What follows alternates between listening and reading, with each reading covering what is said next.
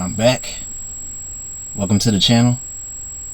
If you haven't watched my previous videos on the story called Ryu x Chun Li, The Heart of the Battle, please feel free to do so before watching this, because right now this video will discuss the middle part of the story, Act 2. And so, picking up where we left off where Ryu and Chun Li were together after the explosion that they survived from Q, and now they're back. I'm guessing they're back at the restaurant. They're talking with Chun Li. They went back to the restaurant. Chun Li is talking with one of her old superior officers from Interpol, and they're trying to figure out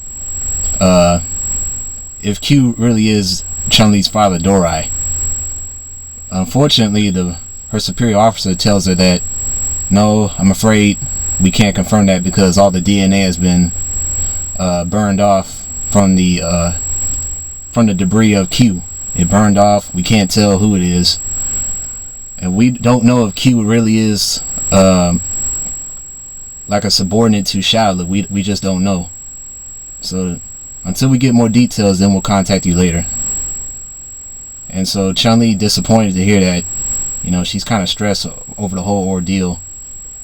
Ryu confirms to her that, well, if they're saying Bison really is dead and we don't know for sure, the only person we can ask is Rose. And the reason why he's going to ask Rose is because he knows that she is the light side of Bison. Bison basically had two sides. He used to have a good side inside his soul, but he took all the goodness out of his body and he put it with Rose's. And now Rose is pretty much that entity of Bison, the good side. So they contact Rose, and you know, they agree each other and everything, and Ryu's asking is Bison in fact dead? Is he truly dead, or is he alive somehow?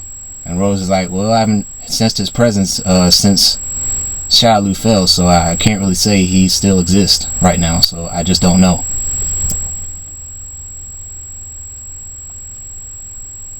And of course, once again, Chun Li's she's still wondering who could have sent Q after her and things like that. And like, she doesn't want to go back into fighting because she's retired. But Ryu has to assure her, like, hey, there's other ways you can fight your battles. You don't have to necessarily do them yourself.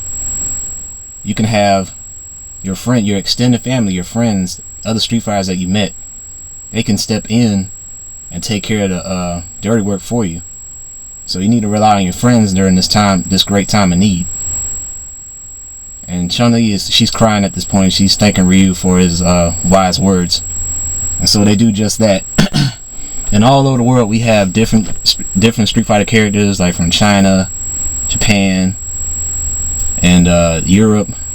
I'm guessing that's where Abu and Crimson Viper were at the s.i.n laboratory. And you go to India where Dalsim and Sagat were, and then you go to America and also Spain with Vega, Balrog and Vega respectively. And you know, each one of them was a dead end. None of those guys knew anything about Shaolin or its recent activities in Q. And so we cut to where Chun Li is talking with Rose and Ken, and then Rose is like, well, I still haven't sensed anything. I haven't heard anything about Bison. And of course, Ken is funding this whole investigation. He also helped in with the investigation for Ryu and Chun Li. He put in the donations, I guess, for each fighter to go out and try to dig up clues. And Chun Li pretty much boils it down to two other suspects. The two people that Chun Li felt was giving her a hard time remaining was Urian, the brother of Gil, and Juri Han, ex-Shaolin member. So she boiled it down to those two suspects. And so she tells Rose that Sean and Sakura are on their way to Italy because she heard that Juri is there. She was recently spotted out there, so that's where they're going. And Ken asked could he talk to Ryu, and Chun-Li's like, yeah, I'll transfer you. And so they end the conversation, the three of them. And then Ryu's talking with Ken, and Ryu's thanking Ken for, you know, all his help and everything. And Ken is jokingly stating that Chun Li is running a tournament instead of just staying retired as an Interpol officer. But Ryu is like, you know, Ryu finally tells Ken, like, he says, you know, I think I may just tell Chun Li that we could be more than just friends. And Kenley's like, hold on, wait a minute, run that by me again, what'd you say? And Ryu kind of pays him no mind, and then he hangs up on the guy. And then Chun Li later steps in and she says, hey, Interpol and MI6, they managed to find the location of Urian. And then next thing you know, she sees Ryu has drawn a picture of her and all of her students. He did a painting. And so we see a side of Ryu that we don't really get to see. So we find out that this guy is a great artist. He's not just a guy that can brawl. He has other skills as well.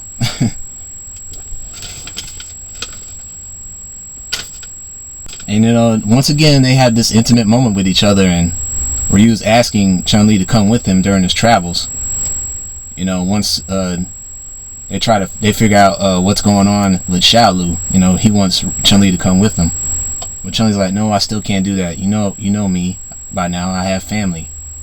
I'm retired. I can't just go and wherever you want to, Ryu. And Ryu's like, no, I meant let's go fight Urian together. And once again, Chun Li's like, no, I don't want to take that risk. And Ryu's like, I understand.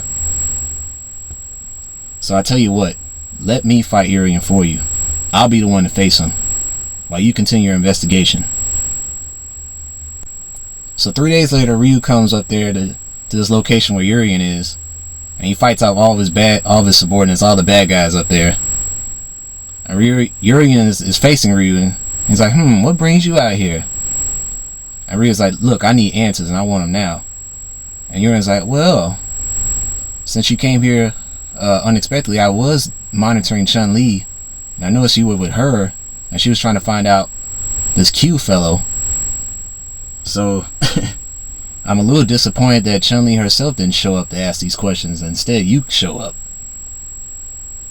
And Ryu's like, he's heard enough. Ryu's like, are you ready to talk? Are you ready to fight? And Yuri's like, are you ready to die? And so they start battling.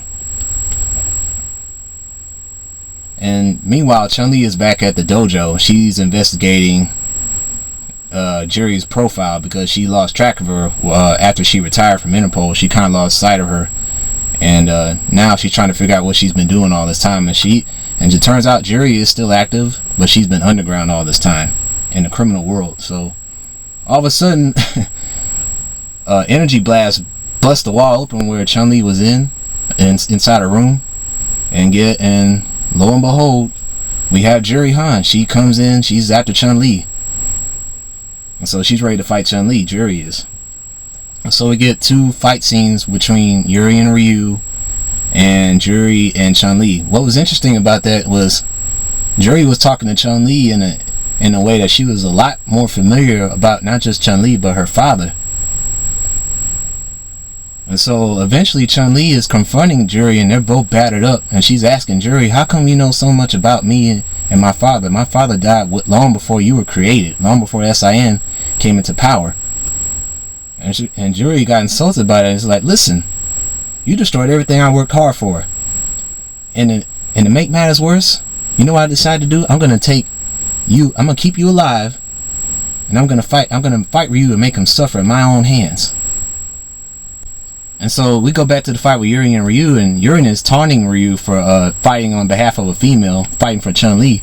And he's about to kill Ryu with his Aegis Reflector, one of his special moves. And Ryu starts thinking about Chun Li, and it's like, this power I'm feeling right now, I'm not fighting for myself anymore. Now I'm fighting for someone I care about. And so I guess this is the power of love.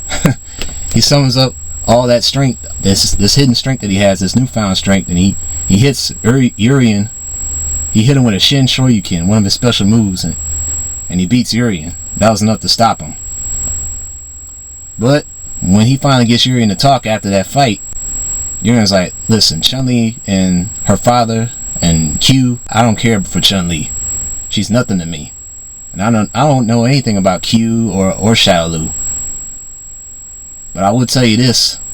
Once I guess reharness my power, once I gain my power back and I get my organization back, I'm coming after you, Ryu. And then he starts laughing. And so we cut back to the fight with Chun-Li and Juri. And once Chun-Li really starts thinking about Ryu, I think something similar happens with her. Like Ryu thought about her, the same thing was happening inside her. thinking about Ryu, wanting to fight for him. And in that respect, she summons her last bit of strength to knock out Juri with one of her special attacks, and Juri's down. And of course, Chun-Li's tired from the ordeal, and she thinks she's won, but Juri wakes back up. And Chun-Li couldn't believe it, like, man, this is a nightmare I can't wake up from. What's going on? And then Juri finally hits her with a surprise move called Psycho Crusher. And it turns out a little bit before then, we see that Juri was actually talking to a doll while she was monitoring Ryu and Chun Li, and turns out that was Bison she was talking to. And when Juri was recharging her feng shui engine, I guess Bison fused inside of Juri, and now he's taking over Juri's body. And so that's how Juri was able to beat Chun-Li. Now it's Bison. It's not Juri anymore. And Juri told Chun-Li, or Bison told Chun-Li, that those who oppose me will be destroyed. And that's the end of the act. So now it's getting to the good part, man. I hope Ryu can get back in time to save Chun-Li, because it's not looking good for her right now. So everyone, tell me what you guys thought about this latest act, and I'll be coming at you with Act 3 very soon, and then I'll give you my afterthoughts about the overall story. And I'll check you all later. Till next time.